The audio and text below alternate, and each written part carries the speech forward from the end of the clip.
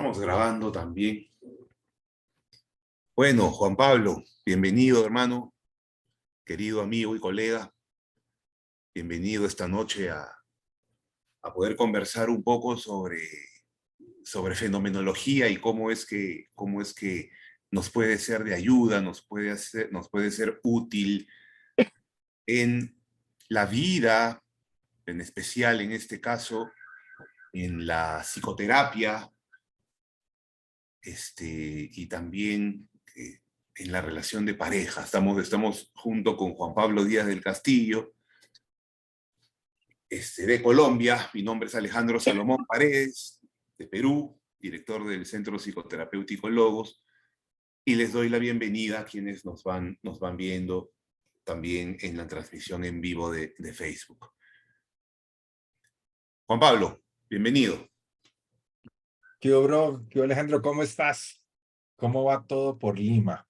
Yo aquí en Bogotá, acabo de llegar de entrenar, afortunadamente, regresando al entrenamiento después de una lesión en el tendón de Aquiles, pero bueno, ya afortunadamente bien y bueno, aprovechando esta oportunidad para hacer los últimos espacios del año, ¿no? Ya se nos está acabando este año otra vez y bueno, vendrán buenos momentos. Así es, así es. Ya termina el año y bueno, sí, pues pensamos en de pronto tener un espacio para poder hablar de algún tema importante, interesante dentro de la temática de la logoterapia, del análisis existencial, de la psicoterapia, que es un poco lo nuestro dentro de lo profesional. Y parte de eso tiene que ver con hablar de fenomenología o de actitud fenomenológica. Y vamos a ver de qué trata. Juan Pablo, vamos a conversar con Juan Pablo. Él nos va a hablar un poco acerca de la fenomenología aplicada o llevada como actitud en la terapia.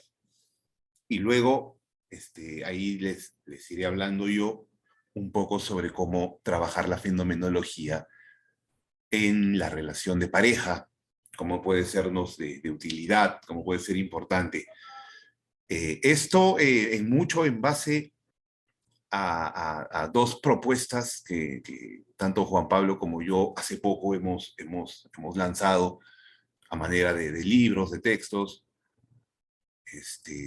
Juan Pablo ha presentado hace poco su libro Aprendiendo a pensar lo pensado, que es sobre fenomenología llevada a la vida y a la psicoterapia. Es muy interesante y de eso nos va a hablar un poco ahora, es decir, de qué trata este tema de la fenomenología, cuál es la importancia de una actitud fenomenológica en la vida y en la psicoterapia. Y yo hace poco también presenté un libro sobre logoterapia y análisis existencial para parejas. Entonces, hablarles también un poco de esa propuesta, de esa idea en relación a cómo la fenomenología puede ser importante en nuestras relaciones de pareja. Eh, pero bueno, bienvenidos, se van sumando, van conectándose también por el Facebook. Voy a servirme agua mientras tanto. Dale, dale. Ahora, justamente en muchos de estos textos, estas propuestas que, que hemos planteado con Juan Pablo, tienen que ver con esto que es la fenomenología. ¿Qué cosa es la fenomenología? O sea, de tanto se habla de fenomenología, uno de los movimientos filosóficos más importantes del siglo XX, una cosa muy estudiada, con muchas, este, con muchos exponentes de este movimiento, como para poder hablar de ellos, pero sobre todo con un matiz vivencial, ¿no? Con un aspecto que es muy vívido, que es algo de lo que vamos a empezar hablando con Juan Pablo, sobre esta invitación a vivir con una cierta actitud nuestra existencia, que tiene que ver, por ejemplo, con aprender a pensar lo pensado. Juan Pablo, coméntanos un poco y vamos conversándolo. ¿Cómo es esto de fenomenología? Ok, bueno. Bueno, hay algo que es importante y es, cuando hablamos de fenomenología, estamos hablando de un movimiento muy grande a nivel filosófico, ¿cierto? Y principalmente de la que nosotros hablamos desde, digamos, la logoterapia, la filosofía existencial, todo ese tema, todas las terapias existenciales, tiene que ver no con la fenomenología, sino con el método fenomenológico como tal. Y muchas veces ahí como que ahí es uno de los errores más comunes. Y el método fenomenológico es un desarrollo principalmente de Edmund Husserl. A Husserl muchas veces se lo llama el padre de la fenomenología y es un error, que realmente es el padre del método fenomenológico, ¿no? Y es un método que nos llevó precisamente pues que no sé si vaya a hablar de, no quiero hablar de mi ponencia todavía, no quiero adelantarme mucho a lo que voy a decir, pero el método fenomenológico era una necesidad que existía en ese momento. Era una necesidad para, a ver, pongámoslo de esta manera. Hemos oído hablar mucho de la modernidad y hemos oído hablar mucho de la posmodernidad, ¿cierto? La modernidad es un movimiento que de cierta manera surge con el Renacimiento. Es algo que surge en ese momento, que tiene que ver mucho con todo el tema, el desarrollo evolutivo del pensamiento, de lo que nos llevó precisamente a la búsqueda de certezas y la creencia de que el mundo era medible. Estoy adelantando un poco lo otro, y que íbamos a encontrar respuestas.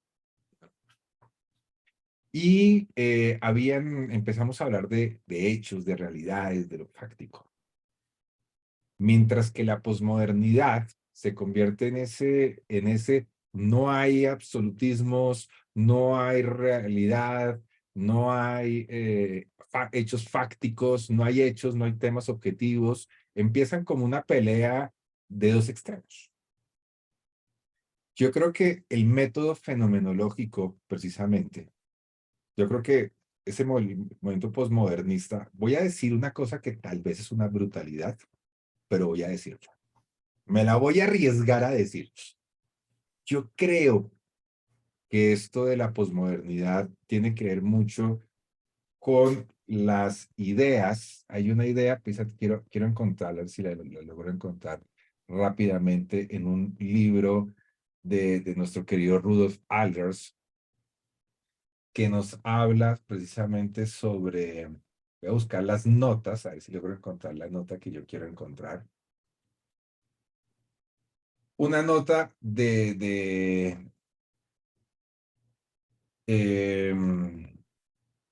un filósofo que se llama Fichte.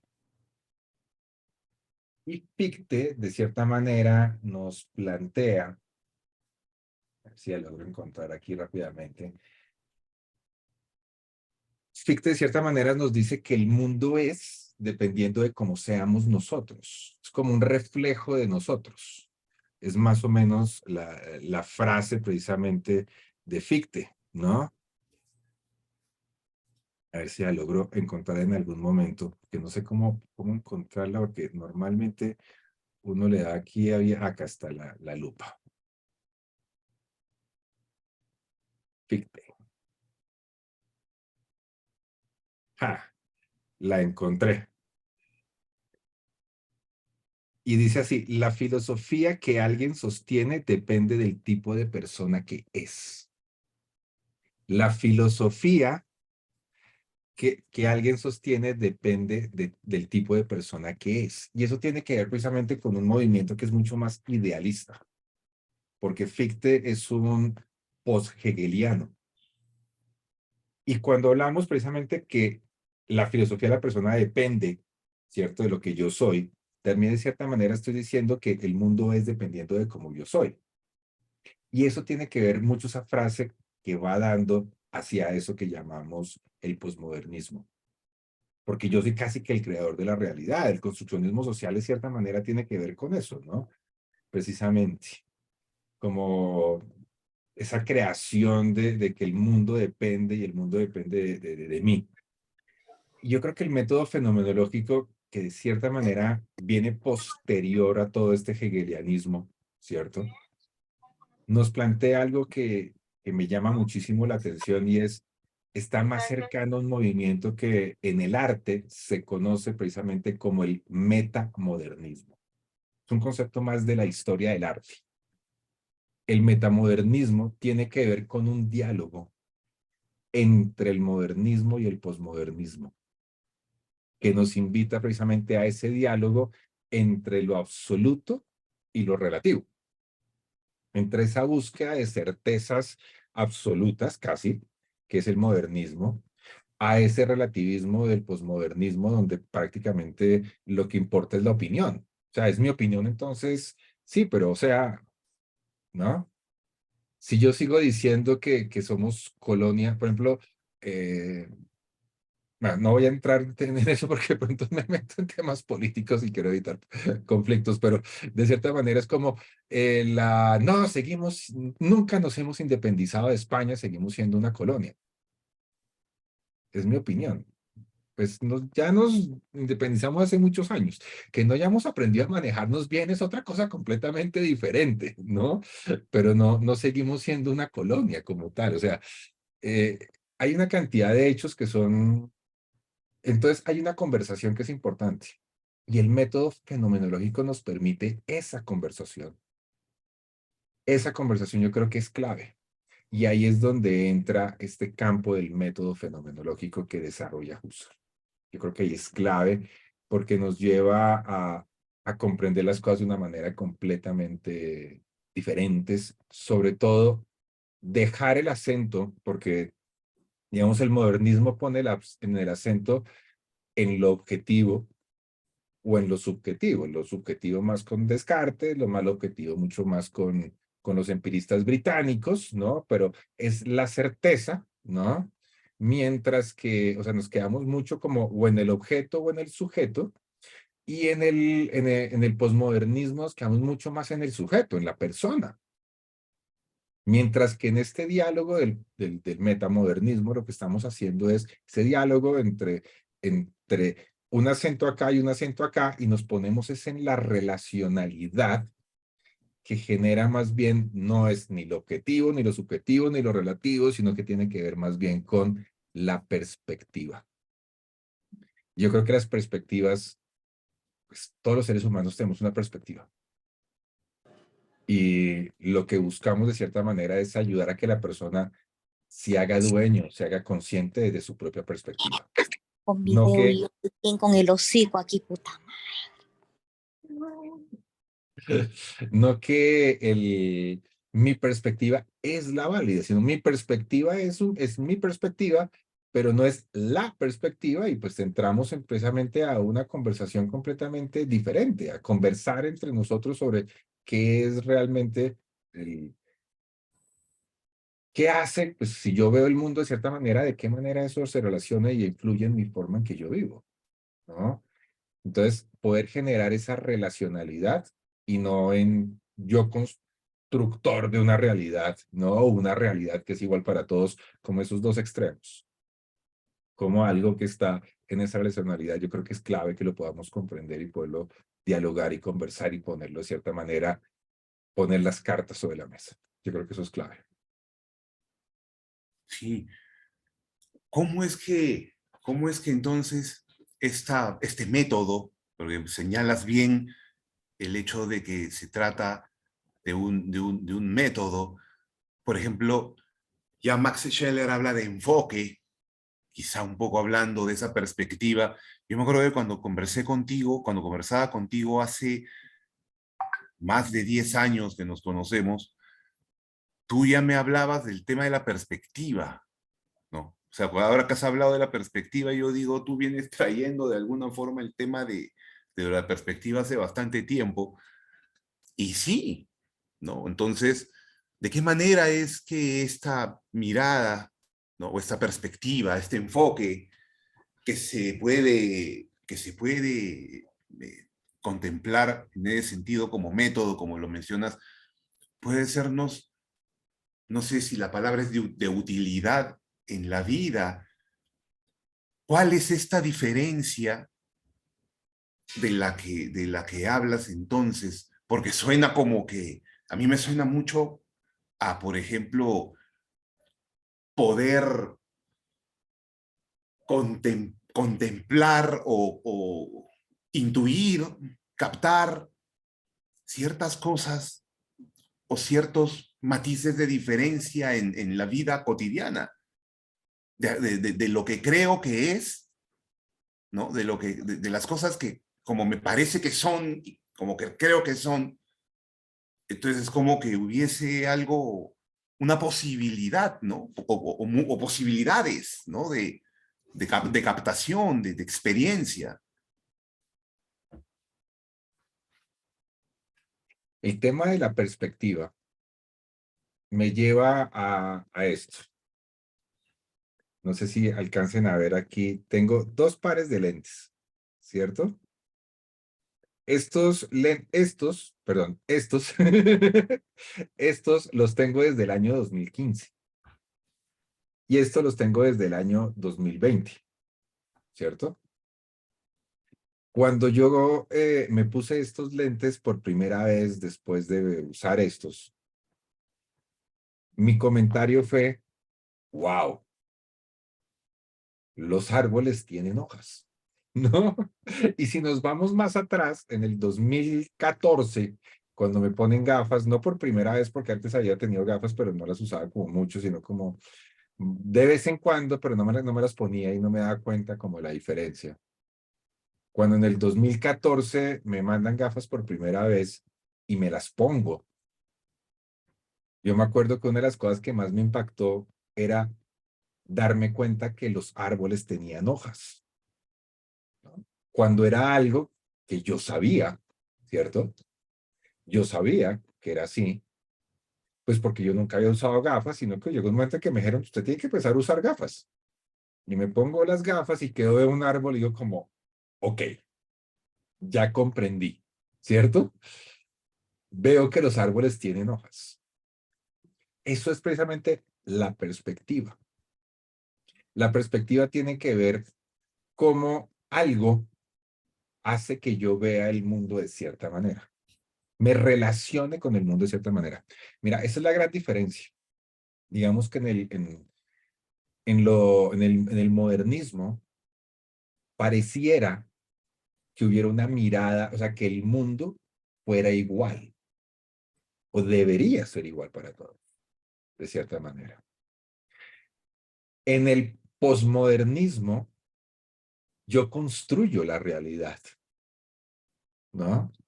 Mientras que en el metamodernismo, que vendría siendo el método fenomenológico, yo tengo una relación con aquello que llamamos la realidad. Y esa relación es la perspectiva. ¿Qué es la perspectiva? Pensemos que estas gafas, digamos, lo voy a hablar en términos muy visuales, que creo que facilita, pero no es visual solamente, es completo. Cuando yo me pongo unas gafas, yo voy a ver el mundo desde estas gafas. Pero estas gafas están, digamos, como construidas, el armazón, los lentes, etcétera, etcétera, están construidos por todas las vivencias que yo he tenido. Por todas las vivencias que yo he tenido. Y esas vivencias van a convertirse en el filtro con el que yo me relaciono con el mundo. Ya no lo hablemos de la realidad, sino como yo me relaciono con el mundo. Porque esa es una diferencia importantísima. Ya no hablamos de realidad, sino cómo me relaciono con el mundo. Porque la realidad, esto es así y no hay otra forma. Cuando hablamos de mundo, es una relación con algo que hay ahí. Entonces, estas gafas van a hacer que de cierta manera yo vea el mundo de cierta forma. Pero el gran problema es que yo puedo llegar a creer que la forma en que yo veo el mundo es el mundo y no es una simple perspectiva. Entonces ahí viene precisamente el tema. El método fenomenológico lo que nos hace es conscientes de las gafas con las que yo me relaciono con el mundo. Si mis gafas son de color azul y veo una pared amarilla, yo estoy convencido que el mundo es verde. Convencido de que el mundo es verde. Y si tú me intentas convencer a mí de que el mundo no es verde, yo te voy a decir que es pena con Alejandro, pero creo que Alejandro sufre ¿cómo que se llama los colores? Se me olvidó el nombre en este momento. Daltonismo. Es daltónico Alejandro. Alejandro no ve bien el mundo. Y empezamos precisamente a creer que las cosas son de esa manera. Y decimos el otro está mal. Y no podemos dialogar. Mira que una de las cosas que me encanta del método fenomenológico es que nos invita a dialogar. Porque si yo estoy seguro que el mundo es verde y tú me dices, no, bro, el mundo no es verde, el mundo es anaranjado. Digo, ¿qué? ¿Cómo decir que es anaranjado? Claro, pues es que resulta que tú estás viendo una pared azul y tus lentes son rojos. Oye, eso me recuerda, no sé si has escuchado, a este célebre filósofo que también es salsero, ¿no? Y creo que es panameño, Rubén Blades, cuando Sí. canta, todo es según el color del cristal con que se mire. ¿Mm? Tendrá que ver. Pues la verdad, no he tenido la oportunidad de conversar con Rubén Blades, pero yo diría que, que no es que mira cómo es importante el lenguaje. No es que el mundo es del color de mi lente, sino mi relación con el mundo es del color de mi Es- lente. Si te das ah, cuenta la diferencia tan sutil, es así es. una diferencia muy sutil, pero es una diferencia que cambia completamente la forma en que yo me relaciono con el mundo. Y precisamente como psicoterapeutas, eso es poderosísimo, porque nos invita a conversar con los consultantes de una manera completamente diferente. Nos invita a una transformación completa de la forma en que nos relacionamos. Y eso yo creo que es importantísimo, es clave. Es clave y cómo nos cambiaría la forma de vivir. ¿Cómo hacemos para comprender a la otra persona? Y el método fenomenológico nos permite eso.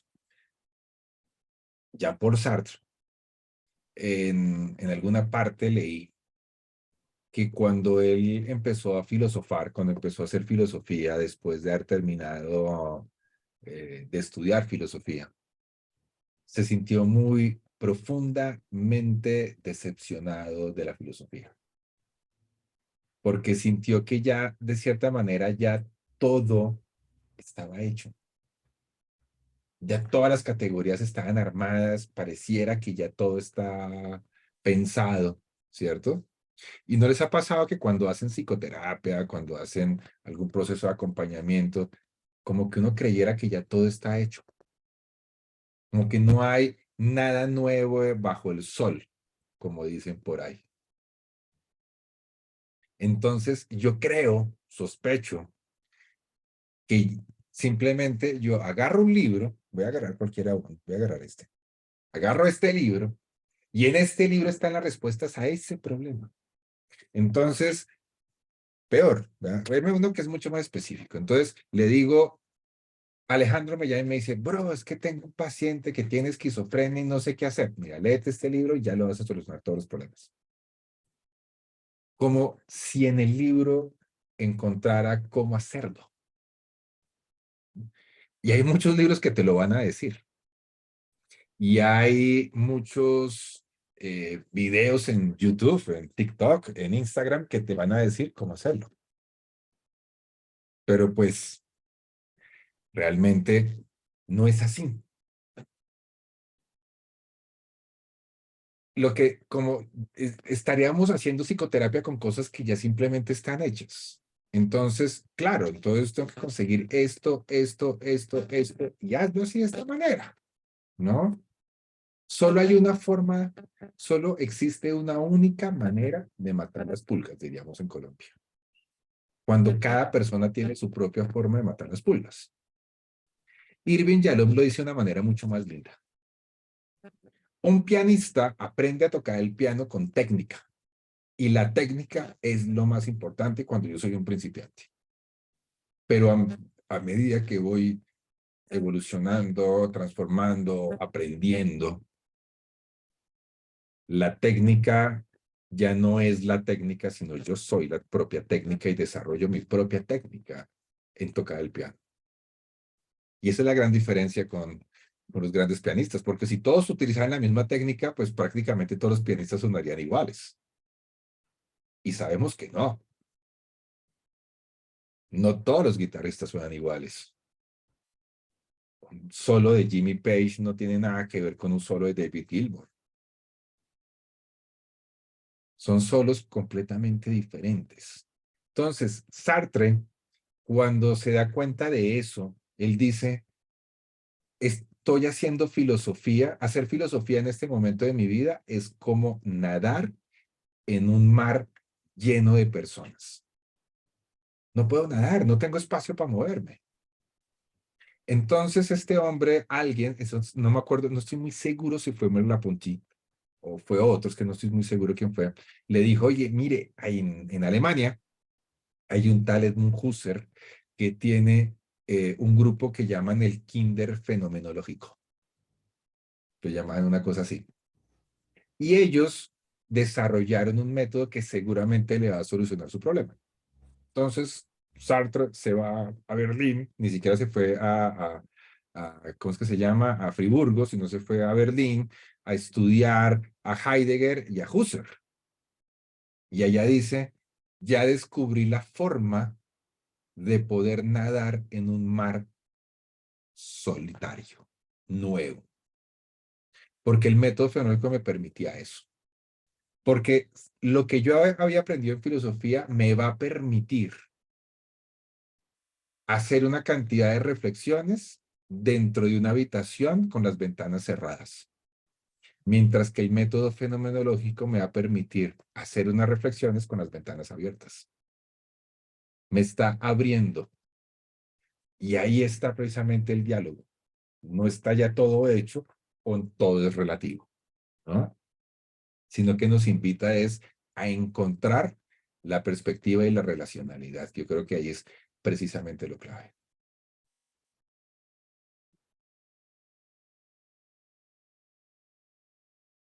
No te oigo, estás con el micrófono silenciado. Perdón. Sí, sí, te decía, ¿no? En base a esto que comentas, entonces, ¿de qué forma es que este método se aplica? ¿De qué forma es que este método que nos va a permitir poder comprender, poder acercarnos, poder tener más comprensión o conciencia también de nosotros mismos, ¿no? De mí mismo en relación a cómo me relaciono con el mundo, esa conciencia que implica esta, de alguna forma, vuelta, ¿no? a la propia subjetividad en este sentido de autorreflexión, en ese sentido de dominio propio también, ¿no? Que implica poder poseerme, ¿no? En ese sentido de hacerme dueño de ese conocimiento sobre mí mismo. Creo que también es muy socrático, pero ¿de qué forma es que es Lo que un pasa método? es que aquí no hay, aquí uno de los problemas del método fenomenológico es que creemos que hay una subjetividad. Y lo que estamos hablando no es de subjetividad ni de objetividad, sino de relacionalidad. Porque cuando hablamos de subjetividad, vamos a poner el acento en el sujeto. Cuando hablamos de objetividad, vamos a poner el acento en el objeto. Cuando hablamos de método fenomenológico, ponemos el acento en la relacionalidad con algo. Te voy a mostrar un ejemplo de esto, ¿vale? Y es, esperen, yo organizo acá para poderlos ver. Listo.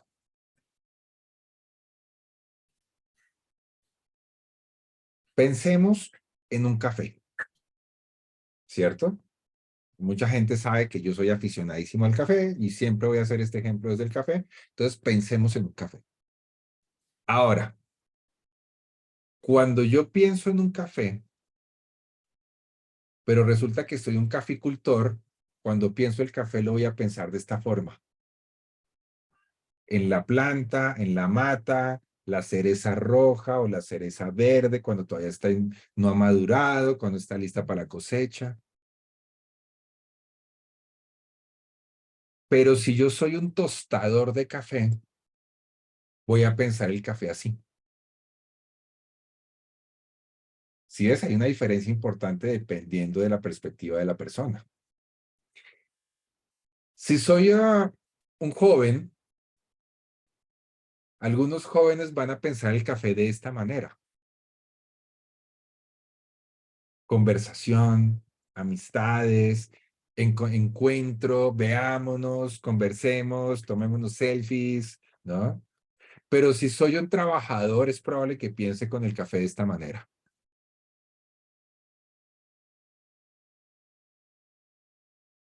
Nuestro querido Daniele Brusone, seguramente si yo le pregunto por un café, lo primero que se va a venir a la cabeza es esto. Un espresso. Pero si yo vivo en Estados Unidos, seguramente voy a pensar en esto. Pero también hay personas que cuando digo piensen en un café, van a decir no. Gastritis, insomnio, sueño, problemas, taquicardia, ansiedad, etcétera, etcétera, etcétera. ¿Cierto? Y otros lo verán como un insomnio. Es decir, la forma en que yo me relaciono con el fenómeno que llamamos café, cada persona la va a vivir de una manera completamente diferente. Cada persona la va a experimentar de una manera completamente diferente. Y tiene que ver porque, o sea, yo por ejemplo tengo un chiste y creo que se lo he hecho a más de una persona y es cuando les pregunto ¿qué? ¿Un cafecito? Y me dicen, no, ¿cómo se les ocurre? Esa vaina es horrible. Y yo les digo, uy, sí, allá está Conchis tomándose un cafecito. Entonces alguien me dice, no, que el café es horrible. Y yo les digo, uy, Dios mío, ¿a qué obispo habrán matado en su vida pasada? ¿Cómo es posible que no les guste el café? Resulta que, pues pasa, pero ¿qué hace que cada persona se relacione con ese fenómeno de una manera completamente diferente? Les voy a contar aquí una infidencia. Aquí no puedes salir de Twitter, ¿vale? No sale de Facebook. Mucha gente sabe que yo soy aficionadísimo al café y me gusta tomar excelentes cafés. Y mi querido amigo Alejandro normalmente ha sufrido porque yo soy como, ay Dios, Alejandro, cómprate un buen café, ¿no? Y un día llego yo a Lima y emocionadísimo Alejandro me dice, me compré el mejor café instantáneo que venden en Won. Y yo era como, entonces, tiene que ver con la perspectiva. Alejandro tiene una idea sobre el café completamente diferente. Precisamente en alguno de esos viajes lo invité a que fuéramos a un sitio que me había recomendado en Lima donde vendían cafés de alta calidad y me dice, ya entendí, ya logré entender la diferencia. Por lo tanto, las gafas con las que él se relacionaba con el café, con esa experiencia del café, cambiaron. Y ya empezó a ver el café de una manera diferente. al siguiente año que fui ya no tenía café instantáneo, sino que se había comprado una cafetera, ¿no? Entonces ya teníamos una mejor solución, ¿cierto? Pero, ¿qué fue el asunto? Alejandro me decía, oye, bro, pero ¿por qué te gusta tanto el café? ¿Me puedes explicar? Porque yo no entiendo, porque para mí eso es igual. O sea, es lo mismo, me decía de cierta manera. Entonces, yo cumplí una misión. La misión que yo cumplí es la siguiente, ¿cierto? Que es esta. La forma más linda de poderlo decir lo expresaba Goethe. Quien quiere comprender la poesía debe ir a la tierra de la poesía. Y quien quiere comprender al poeta debe ir a la tierra del poeta. Entonces, vean la belleza de frase. Quien quiere comprender el café debe probar el café. Y lo que lo llevé fue a probar el café para que pudiera comprender mi experiencia y de esa manera pudiera decir, bro, ya entiendo por qué te gusta el café de esa manera. Y eso invita precisamente a que la experiencia nos permite modificar la perspectiva en la forma en que miramos el mundo. Y el método fenomenológico tiene que ver precisamente con eso, ¿no? El método fenomenológico lo que busca es, primero, que nosotras como terapeutas, con el proceso que trabajen cuando están dialogando con alguien, sean conscientes de un elemento importantísimo en lo que llamamos la conversación terapéutica. La conversación terapéutica tiene dos niveles. Un nivel que llamamos el nivel del contenido, que es todo lo que me está diciendo mi consultante. Y lo segundo es el nivel del proceso. El proceso no es el contenido, sino cómo me dice lo que me está diciendo.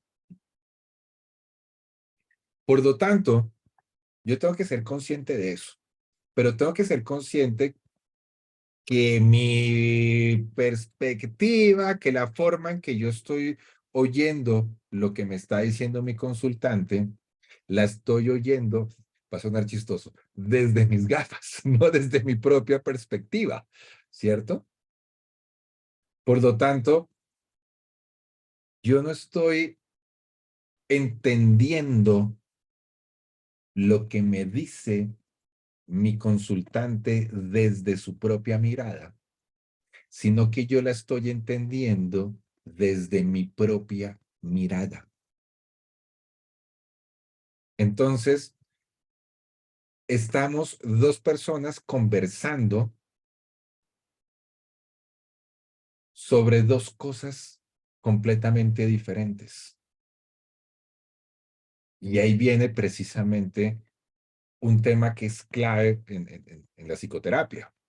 Y es, uno, tengo que hacerme consciente que yo tengo algo, una mirada que hace que yo me relacione con el mundo de cierta manera diferente a la forma en que mi consultante se esté relacionando. Ahí lo que tengo que hacer es hacerme consciente de algo que llamamos mi actitud natural. Mi actitud natural es mi forma natural con la que yo me relaciono con el mundo. Y es tan natural que yo creo que todo el mundo la tiene, porque por eso la llamamos natural. Yo desde ahí interpreto el mundo.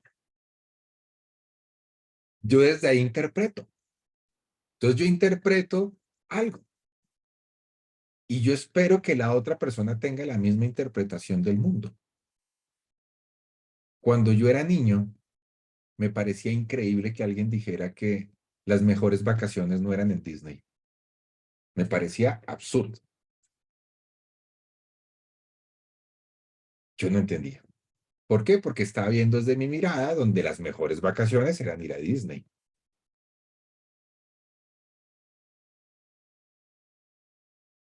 Pero cada quien tiene su propia mirada. Entonces, cuando yo logro reconocer mi actitud natural,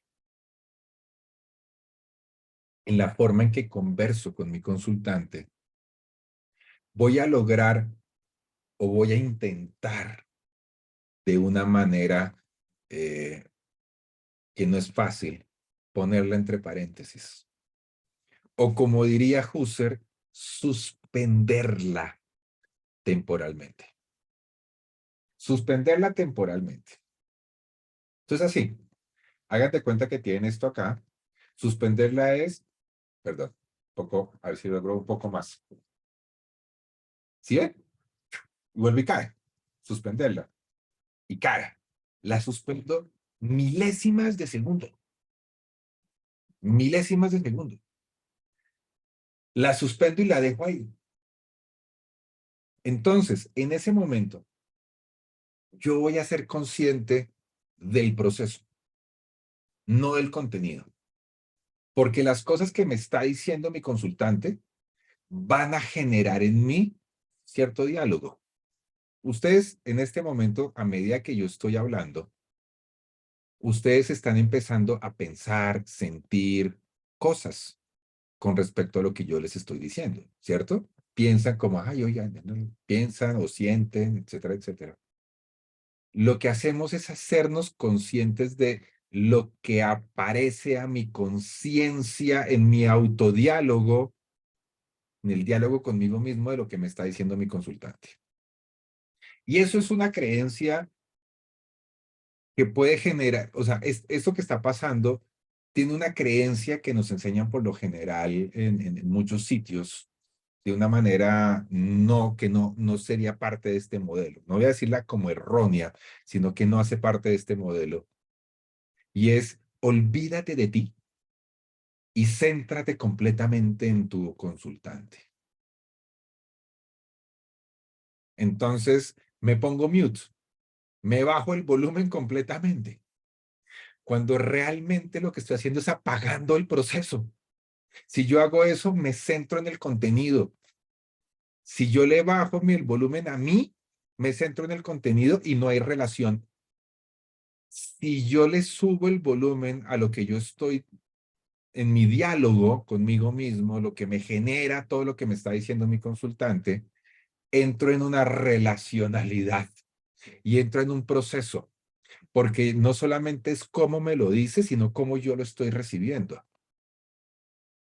Y cuando yo empiezo a ser consciente de ese diálogo, puedo aprender a ponerla entre paréntesis y decir, esto es lo que yo estoy experimentando de lo que está diciendo mi consultante, y eso que estoy experimentando, eso que estoy experimentando de ese diálogo, lo pongo entre paréntesis y lo transformo en preguntas, lo transformo en descripciones.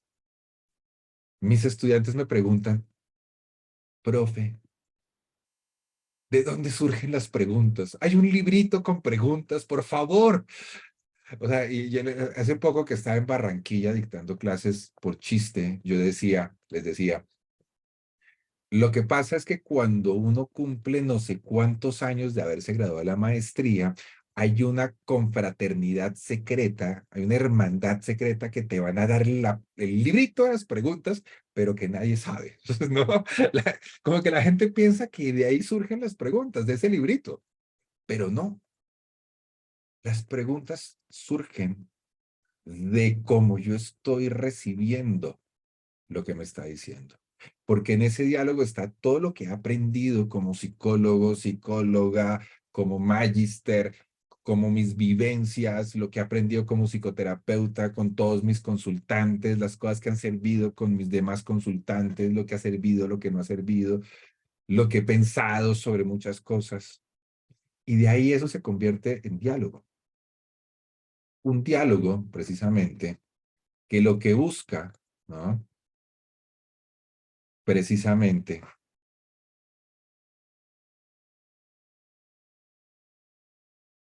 es comprender, ir a la tierra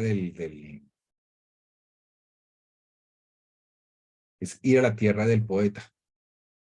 Pensé que se me había desaparecido esto, lo voy a volver a poner. me parece lindo que lo tengamos ahí, es volver, es ir a la tierra del poeta. Es poder conocer lo que le pasa, cómo lo vive mi consultante. Porque uno de los problemas más grandes que tenemos los clínicos, los psicólogos, los psicoterapeutas, las personas que hemos estudiado, entre más hemos estudiado, a veces es mucho más problemático. Porque creemos que todo eso que hemos aprendido, todo eso que yo estoy intuyendo de esa persona, es así. Y resulta que no es así. Porque lo que nosotros tenemos que hacer es poder comprender a nuestro consultante. Comprender al poeta para ir a la tierra del poeta. Por lo tanto, lo que queremos hacer es decirle a nuestro consultante, de cierta manera, digámoslo de manera metafórica, y es, enséñame a intentar. No es a ponerme las gafas de mi consultante porque no, porque voy a ver borroso. Si yo me pongo las gafas de Alejandro, voy a ver borroso, imagínense. No es, préstame tus gafas para ver desde tus gafas, sino enséñame a ver desde tu mirada. Eso es comprender. Entender es desde mi mirada. Comprender es desde la mirada de la otra persona. Y cuando yo logro comprender desde la mirada de la otra persona, logro crear relación terapéutica. Logro generar esa famosa palabra que la decimos todo el tiempo, que decimos empatía. La empatía es eso. La empatía es, enséñame a ver de tu mirada. Quiero saber por qué lo piensas así. Enséñame. Pero legítimamente. Es una legítima curiosidad. Es una legítima, voy a hacerle publicidad, aprender a pensar lo pensado. Porque yo lo he pensado. Pero lo que yo he pensado se puede transformar cuando lo puedo conversar, cuando lo puedo dialogar con mi consultante. Cuando lo dialogo con mi consultante, lo puedo transformar en una comprensión del mundo, que lo que nos va a permitir es ampliar la conciencia del mundo del consultante para que tenga la posibilidad de decir, wow, nunca me lo había visto de esta manera. Y se convierte en una forma de preguntar sencilla, pero poderosa. No hay preguntas mágicas que generan cambios en sucesos, en momentos, como que fuera un suceso. El cambio del ser humano es un proceso y el proceso se va dando de pequeños pasos, de pequeñas preguntas que amplían y permiten precisamente ver aquello que antes no se veía.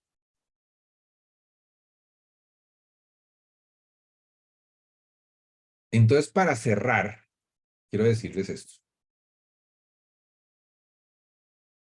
Ups, espérense, chachachán, comparto nuevamente acá.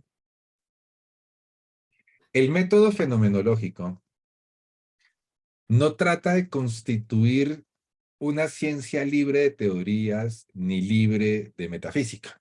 O sea, no quiere decir olvidémonos de todo.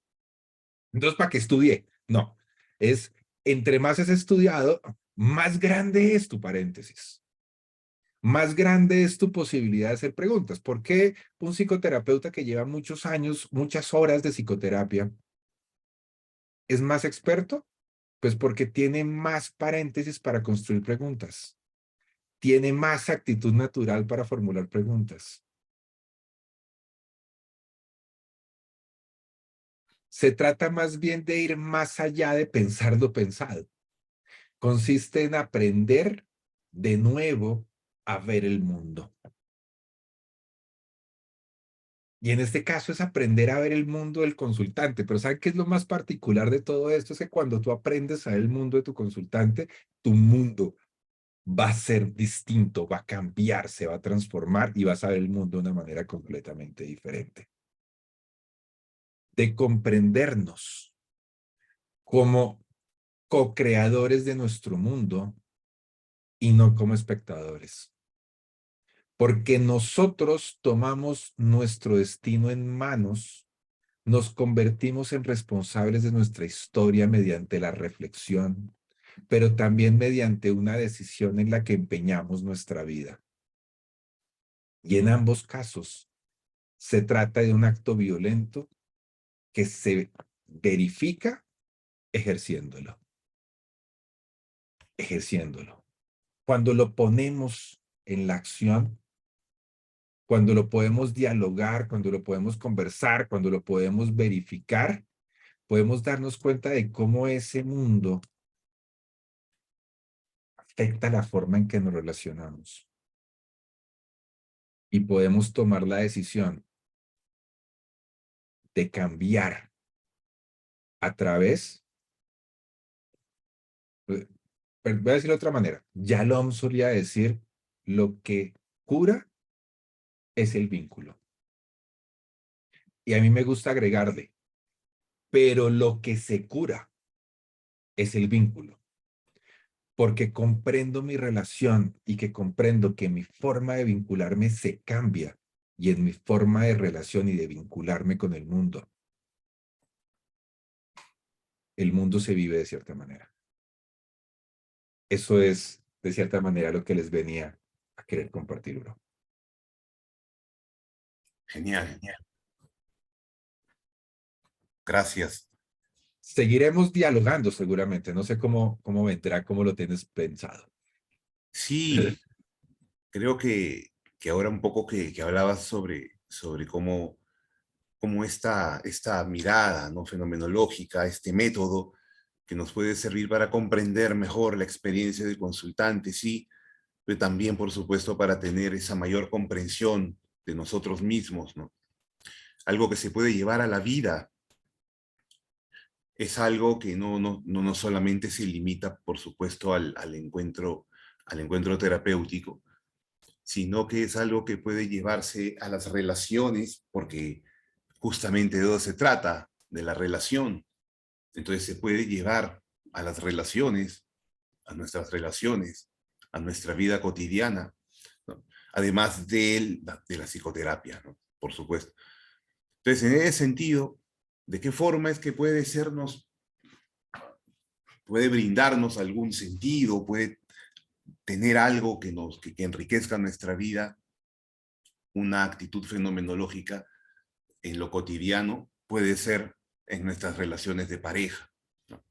Entonces, de pronto, quizá tender este puente ahora, ¿no?, entre lo que Juan Pablo nos decías, nos comentabas sobre el método, sobre la importancia de esta actitud y de lo que nos puede permitir experimentar, ¿no?, de lo que nos puede permitir comprender, conocer, vivenciar, de la forma como podemos experimentar la vida. Entonces, en la relación de pareja también podemos intentar, ¿no?, siempre intentar tener una actitud fenomenológica. Puede ser de utilidad de pronto para una relación de pareja más satisfactoria. Puede sernos de utilidad para una relación de pronto con más sentido, ¿no? O que podamos sentir que esas insatisfacciones, que esas tensiones que se generan en la relación, de alguna manera son aprovechadas, por así decirlo. Ahora, ¿de qué forma, ¿no?, es que podemos vivir en nuestra relación de pareja desde esta mirada, ¿no?, desde esta actitud? En la psicoterapia implica un método. Bueno, la idea de Husserl es que en sí, para poder desplegar esta actitud en la vida, implica realizar un método, ¿no? Hay un método. ¿Cómo ese método, que implica la abstención, ¿no?, que implica la descripción, que implica esta reducción fenomenológica de la que habla Husserl, cómo poder llevarlo a la vida cotidiana como una actitud, por ejemplo, en la vida de pareja. Entonces, de pronto, algunas ideas podrían ser interesantes de compartirles en relación a eso y luego, al final, plantearles un par de ejercicios, por así decirlo, para revisar algo en relación a esto, un poco cómo podemos hacernos más conscientes de nuestra actitud natural en nuestra relación de pareja. Para de pronto, gracias a esa conciencia propia, poder precisamente pasar a una actitud, elegir, ¿no?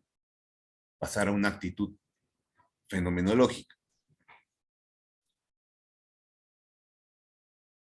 La fenomenología, como método, como actitud, nos invita a una constante revisión de nuestras formas de conocer. Nos invita a tener una actitud autocrítica respecto a cómo conocemos, a esas formas. En ese sentido, se nos presenta como una invitación, ¿no?, para de alguna manera reconocer que nuestra pareja, por ejemplo, es alguien a quien conocemos, pero conocemos hasta donde alcanzamos a conocer, ¿no? O sea, hasta ahora,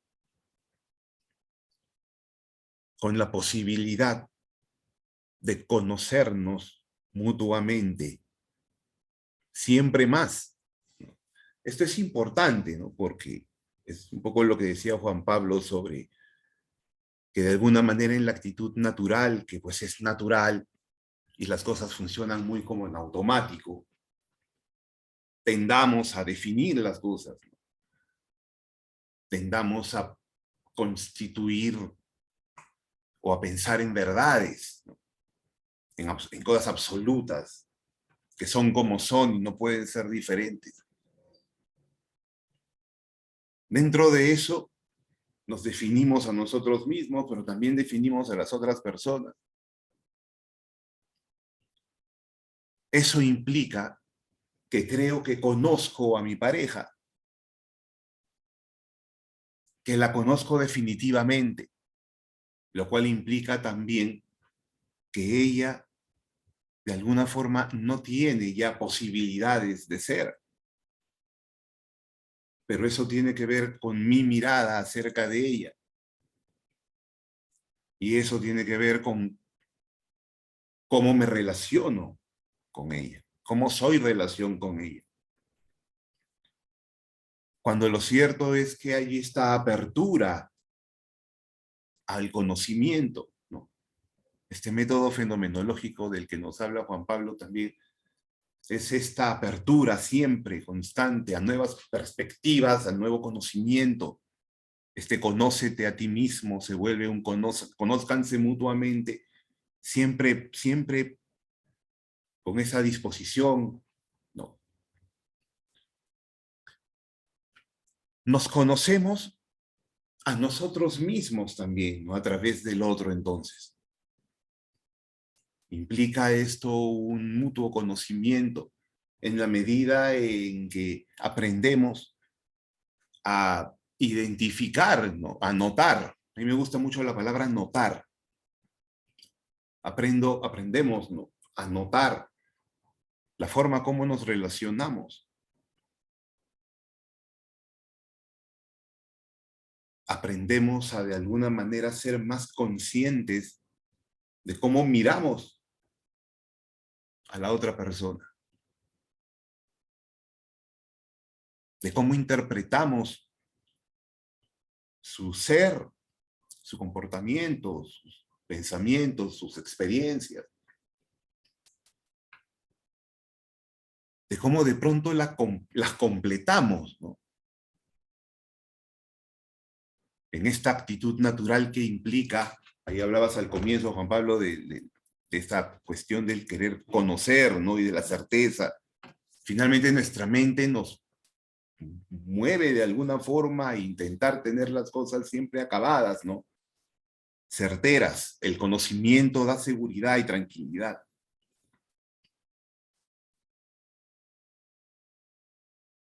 Sin embargo, toda certeza acerca de la otra persona puede quedar en esa suspensión.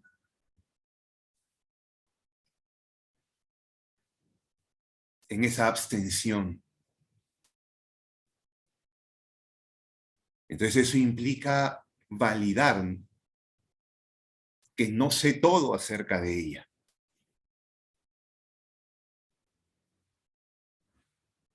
En la reducción fenomenológica que implica este método, de alguna forma quedo con ella en la comunicación, en el diálogo, en la pregunta.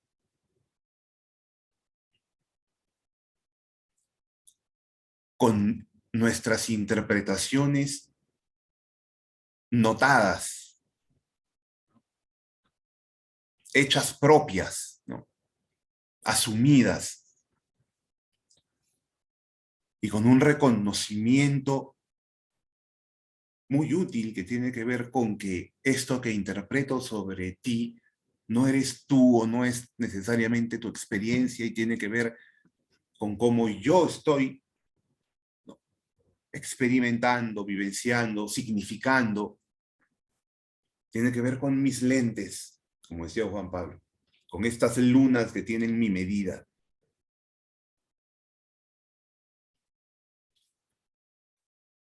Pero cuando toda certeza queda en el paréntesis, es porque ha sido notada.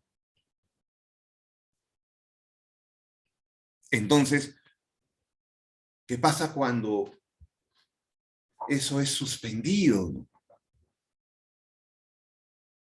Ese conocimiento absoluto que puede tener que ver también con, por ejemplo, prejuicios acerca de la otra persona.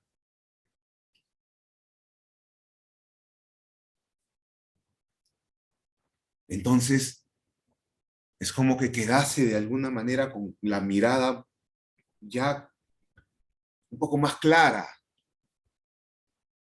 o lo suficientemente consciente de que todo conocimiento que pueda tener, de que todo significado o interpretación que pueda hacer, es mía, es propia. Y no me puede servir, así como ninguna teoría, no me puede servir para explicarme la experiencia de la otra persona.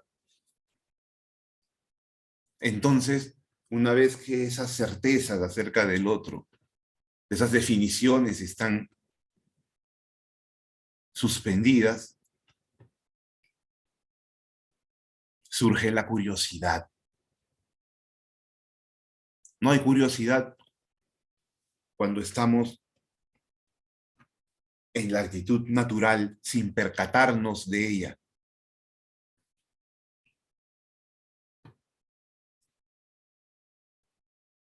Con la actitud fenomenológica, si la ponemos en práctica, podemos soltar todo concepto,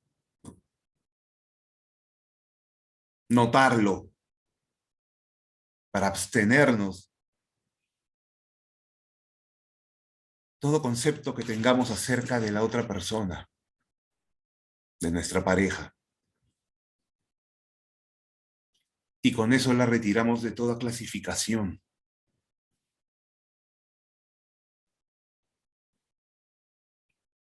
Porque ya no es de cierta forma.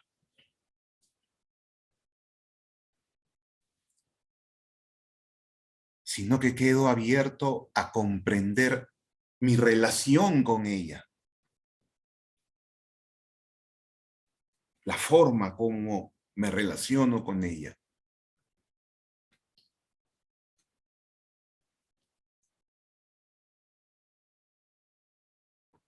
Lo cual me abre a la posibilidad, desde esa curiosidad, de querer preguntarle. Entonces nos preguntamos, es algo que se trabaja en la terapia. Revisar qué tanto se preguntan y qué tanto esas preguntas son auténticas preguntas que provienen de lo que queda luego de hacer esa suspensión.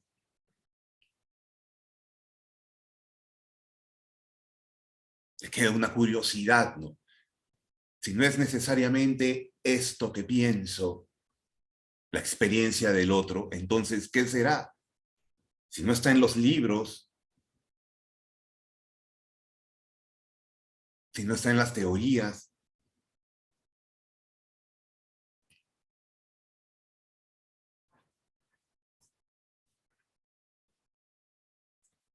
desde esta mirada fenomenológica, entonces, hay una invitación, ¿no?, a comprendernos mutuamente. Porque nos surge un afán de curiosidad respecto al otro, de conocerlo, de conocerla.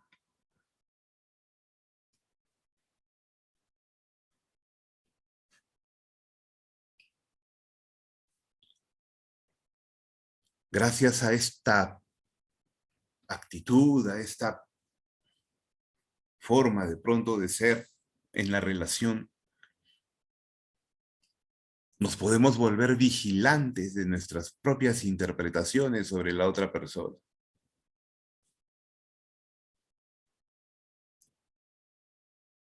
Podemos ser conscientes, más conscientes de cómo interpretamos.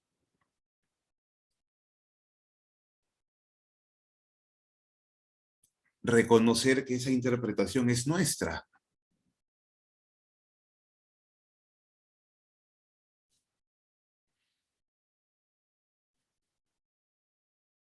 Si identificamos esas interpretaciones como propias y reconocemos la inevitable subjetividad de esa interpretación en esa relación con la pareja, también validamos que esta otra persona legítimamente interpreta y tiene su propia manera de experimentar la relación.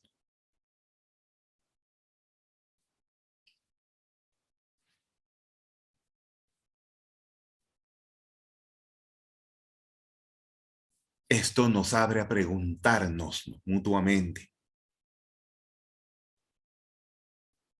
a interesarnos genuinamente. También nos mueve nos anima, ¿no? Nos invita a movernos, a salir un poco desde donde nosotros vemos las cosas, ponernos al costado de la otra persona. Creo que la empatía en ese sentido se relaciona mucho a esta cuestión fenomenológica, porque puedo reconocer la diferencia del otro.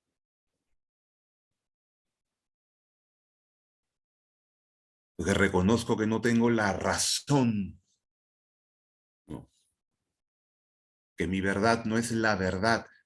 Ahora, en el diálogo justamente que implica esta comunicación, surge la verdad, que no es unilateral, es la verdad que surge de la conversación. No solo es mi verdad o su verdad, pero hay un interés por conocer y comprender esa verdad. No de anularla porque creo que solo yo tengo esa verdad.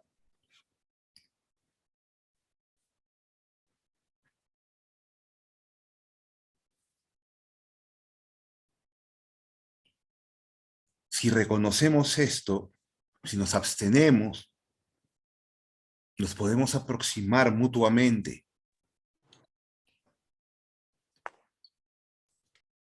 porque reconocemos que no sabemos qué le pasa a la otra persona. A veces podemos pensar o tener la idea de que la otra persona está sintiendo algo, pensando algo, con alguna motivación o algún interés o algo, cualquier cosa,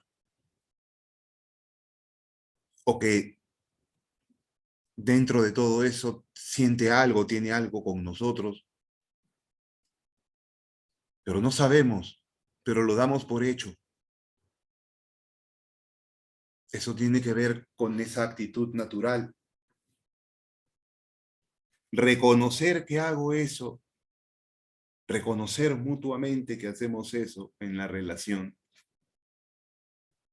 es ya empezar a dar un cambio.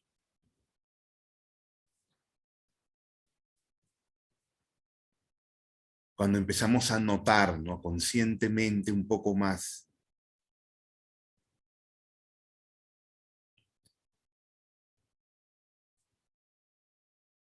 si asumimos un poco más esta actitud, podemos validar que conocemos a la otra persona, pero sin definirnos a partir de eso. Nos conocemos. Hay un conocimiento que vamos teniendo mutuamente. Pero esta actitud nos puede ayudar, ¿no?, esta disposición hacia la otra persona nos puede ayudar a verla un poco más allá de eso.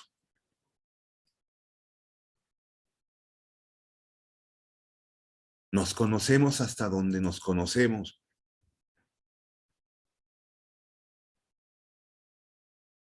Pero no nos definimos a partir de eso que vamos conociendo, que hemos ido conociendo juntos.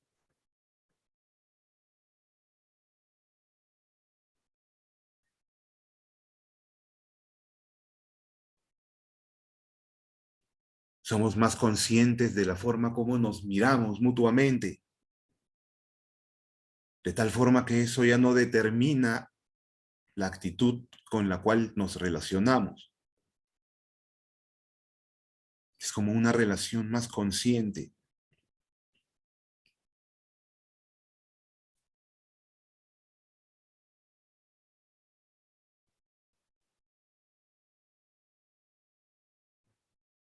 Hay en el mundo valores, aspectos valiosos. Nuestra pareja es uno de ellos, que aparece ante nosotros, aparece a nuestra conciencia, y tenemos la oportunidad de conocerle, de que nos conozca también. Pero no solo racionalmente o intelectualmente, ¿no?, sino que esta conciencia es una conciencia afectiva también.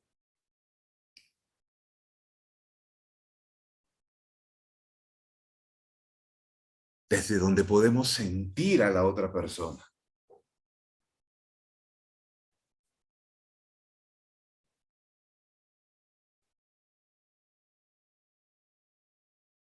Podemos reconocer aquello valioso que está ahí en el mundo, que representa a nuestra pareja.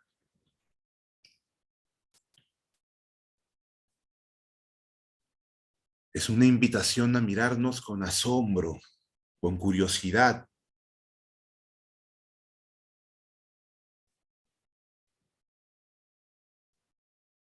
Si validamos, porque esta es una invitación a validar la experiencia particular de cada persona. Entonces, validando estas perspectivas,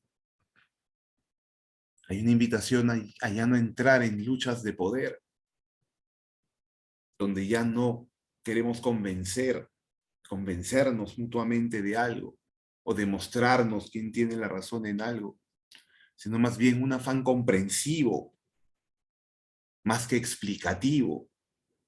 Cuando queremos convencer a nuestra pareja, si quiero convencer a mi esposa de algo, voy a explicarle. Pero ¿y dónde queda ese aspecto de comprensión? Ahora la comprensión, no la explicación, vendría a ser algo que se relaciona a lo fenomenológico. Si nos quedamos con nuestras interpretaciones, explicamos a la otra persona. Y ahí chocamos. Muchos de estos conflictos ocurren estando ambos sumidos en una actitud natural. Ser más conscientes de cómo nos vinculamos, de cómo nos comunicamos, de cómo nos relacionamos, implica asumir una actitud más fenomenológica. Más consciente de cómo nos relacionamos, de cuál es nuestro papel en la relación.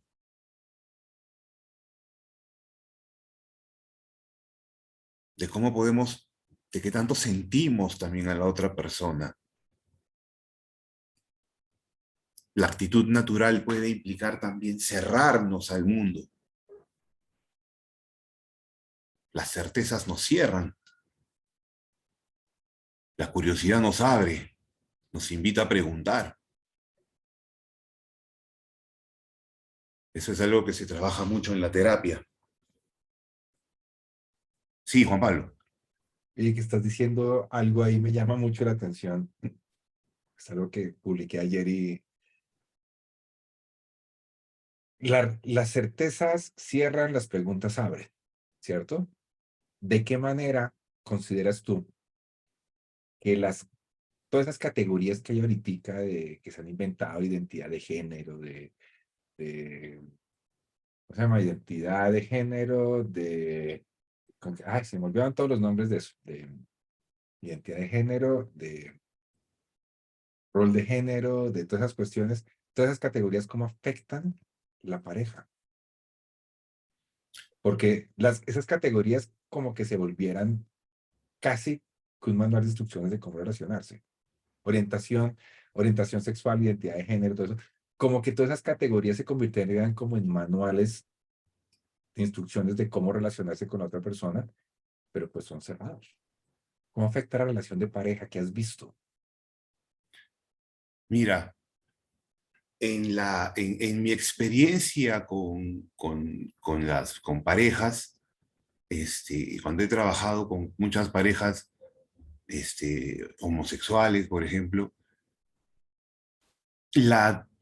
al estarse, a lo que nos invita la mirada fenomenológica, es que justamente para poder comprender cómo esta pareja se relaciona y de alguna manera a través del diálogo ayudarlos a esclarecer esa relación,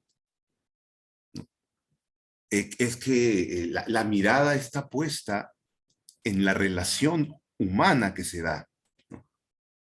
Eso es de alguna manera independiente de la orientación sexual.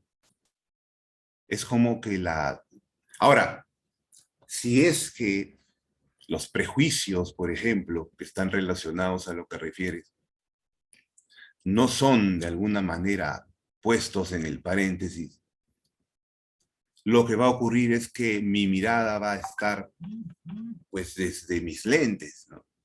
No es los prejuicios, sino que tú ya sabías que yo era así. Te acabo de mandar la frase que publiqué ayer para que la veas, de pronto la compartimos. Cómo esa categoría es que yo soy esto, tú ya deberías saber que tienes que comportarte así conmigo, como que se convirtieran como en muy no sé, en automáticos, como eh, muy de manual. Hay demasiadas certezas o sea, la relación termina Ajá, cerrada ok, porque no hay nuevas posibilidades. No sé si puedes leer la frase ok, que te acabo de mandar. ok, ya te entiendo ya.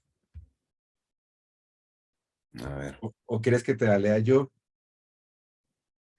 Oye esto, en un mundo lleno de respuestas surgen las categorías.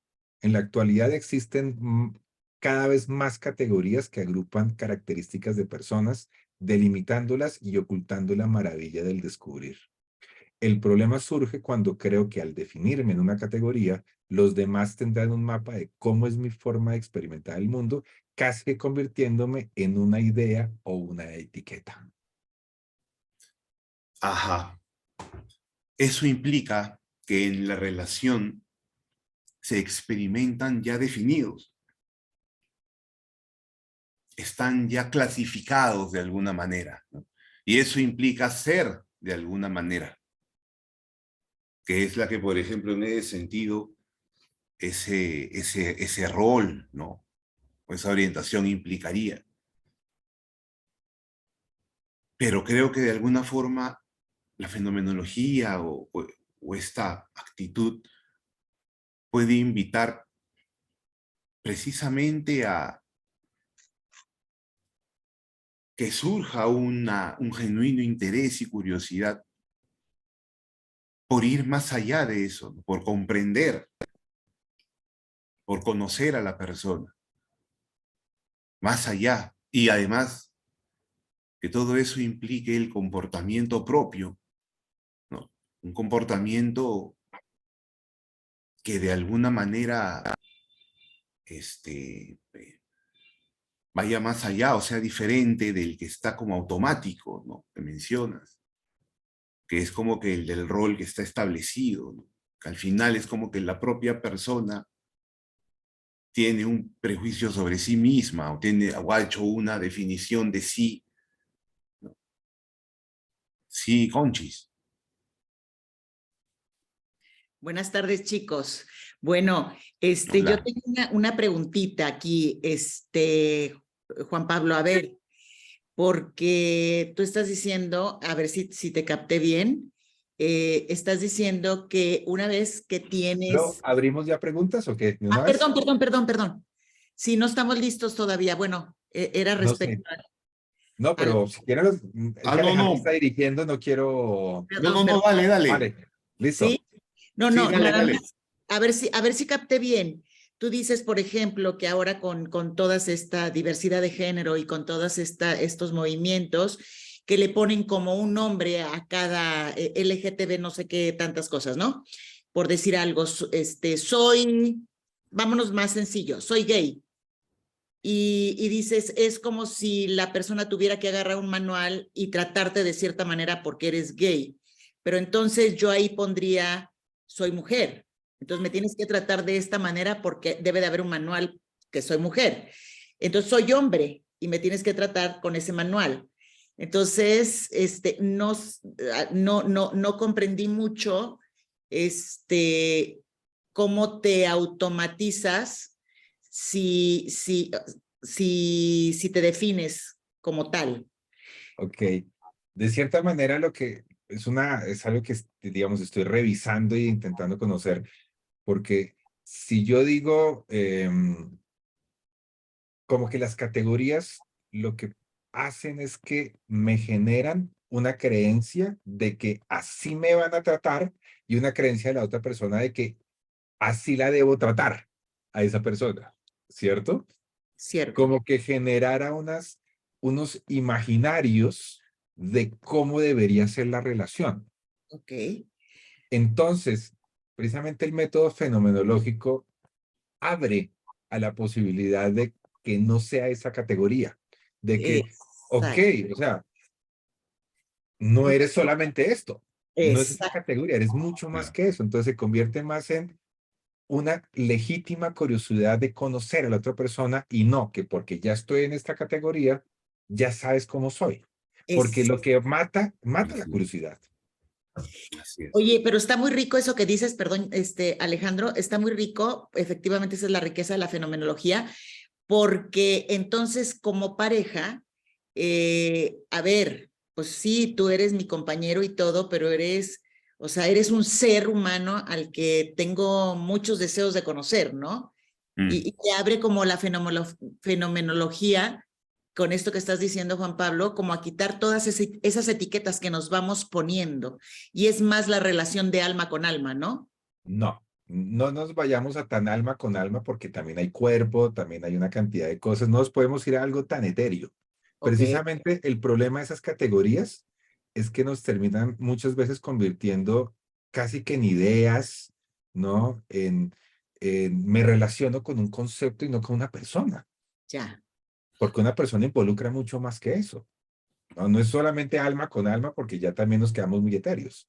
Hay Ok, cuerpo, hay alma, está lo espiritual, está la vida vivida, hay una cantidad de cosas que van a influir en todo eso, ok. precisamente. Y ahí Exactamente. es donde entramos precisamente a la sorpresa, ¿no? Hay gente que, hay otras estrategias que utilizan algunas personas de, eh, en una semana ya tengo que conocer completamente a mi pareja y que mi pareja me conozca completamente para yo saber que se va a mantener conmigo porque ya supo todo, entonces si sigue es porque sí va a seguir conmigo, ¿no? Y se desaparece también la sorpresa. Se acaba el conocer. Ahí es donde están las categorías y el tengo que ser completamente transparente, desaparecen las posibilidades del descubrimiento y lo que decíamos, la querer conocer. Ahora, y el conocimiento tiene que ver con el amor. Entonces la fenomenología tiene que ver con el amor. Como decía Max Scheler, ¿no? Entre el amor y el conocimiento hay una relación. Cuando amo, quiero conocer. El amor mueve la comunicación. El amor es un sentimiento intencional que encuentra al otro en la comunicación. Y cuanto más nos conocemos, el amor también crece. Pero sí, ciertamente, en mucho, en lo que pueden ser dificultades en la relación, tiene que ver con justamente esos pilotos automáticos, digamos, ¿no? Esas formas definidas de ser que cierran posibilidades de ser y de conocernos mutuamente. Por ejemplo, para terminar, solo piensen, hagamos la manera de ejercicio, ¿no? Piensen en sus parejas, si es que tienen pareja, ¿no? O piensen también en alguna persona con la que tengan alguna relación significativa, o un amigo, un familiar, y hagan una lista de 5 frases que empiecen con eres, ¿no? Por ejemplo, pensaría en mi esposa y diría, no, eres terca, ¿no? O también eres cariñosa. Entonces piensen en 5 de esos eres en relación a esta persona.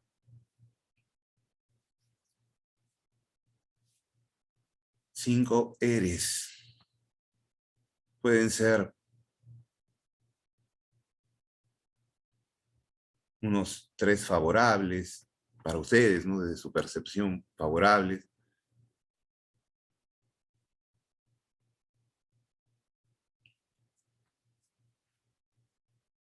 Y noten cómo se sienten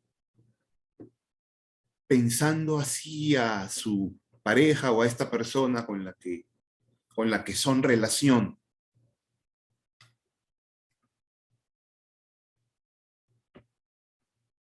Diciéndole que es de cierta forma. Ahora cambien la palabra eres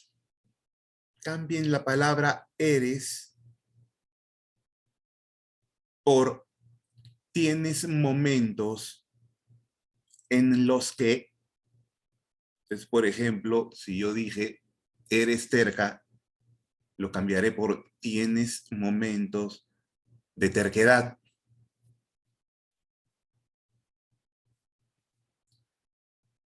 Y noten qué es lo que sienten, o que piensan, o que experimentan.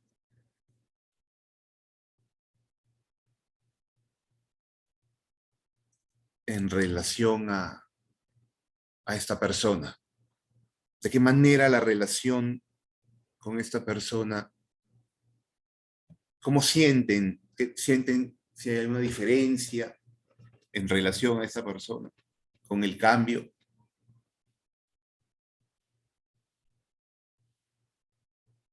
Sí, Conchis. Bueno, me costó un poquito de trabajo porque tengo 7 años de no tener ningún tipo de relación, más que con amigos, familiares, hijos y demás, ¿no? Pero sí logré como ponerme en el momento, por ejemplo, eres inestable, ¿no? Tienes momentos de inestabilidad, eres terco, tienes momentos de terquedad, me sentí más empático, me sentí más comprendiendo al otro y entendiendo que pues yo tampoco, o sea, no me pueden definir como una persona terca, sino que tengo esos momentos y sentí como más, pues te sientes más humano, te sientes como más, una persona que puede tener errores y no pasa nada, ¿no? Ok, gracias. Ok. ¿Alguien más? Yo creo que se suaviza la relación en cuanto a que no estamos terminados, inclusive ni yo. Creo que me ayuda a ser un poquito más comprensiva, inclusive hasta conmigo. O sea, quitarme esa etiqueta a mí me da calma. Y digo, no, si todo pasa y eso también va a pasar. O sea, cuando hay etapas de crisis que dices, no, es que esto no es siempre, esto no es permanente. O sea, quitar la etiqueta me da tranquilidad. Esperanza también. Ok, gracias. Gracias, Vicky. Claro, ¿no? Bueno, justamente implica una mirada más fenomenológica, ¿no? Ir más allá de esa definición, ir más allá de esa certeza de creer quién es ya, ¿no? Abrirnos de pronto a quién más puede ser, ¿no? Pero que en el fondo, más allá de esas características, de pronto, es que está esta persona, ¿no? Esta persona y no otra, ¿no? Que implica el amor y el auténtico, la auténtica intención de conocernos, ¿no? Mutuamente, ¿no? Movidos por ese amor. Si no hay amor, no hay interés por conocernos. Por eso es que no queremos conocer a todo el mundo, ¿no? Hay personas a las que queremos conocer más que a otras. Así es. Sí, Vicky. Y con lo que decía Juan Pablo de las categorías, yo creo que desde el momento en que yo digo, yo estoy dentro de esto y me respeta, sí, pero ¿qué tanto yo también respeto la categoría del otro? Si se quieren encasillar, yo así lo percibo, o sea, como las categorías, como encasillarme en algo y trátame de esta manera por esto. Sí, y eso como que vuelve a lo mismo, no, o sea, no eres siempre, y no eres eso, sino eres mucho más que eso, o sea, como irte a la persona y que, como el síntoma, ¿no? O sea, tú no eres el síntoma, hay más todavía en la persona, y creo que es como ahorita quizás estamos queriendo vivir en no sé, un punto de confort inconfortable, de decir, me pongo en esto y como que me protejo, así lo estoy percibiendo. Bueno, sí, sí, también, ¿no? De alguna manera, vivir de esa forma, sin duda que implica también el hecho de cuidarse mutuamente, ¿no? Hay un cuidado ahí, ¿sí? De todas maneras, asumir una actitud fenomenológica es también un riesgo, ¿no? Salir de la actitud natural es también un riesgo, ¿no? Porque las cosas cuando ya están hechas, establecidas, ya definidas, incluyendo nuestra relación, incluyéndome a mí, incluyéndola a ella en ese vínculo, entonces ya no hay más posibilidades, ¿no? Entonces las cosas ya están dadas.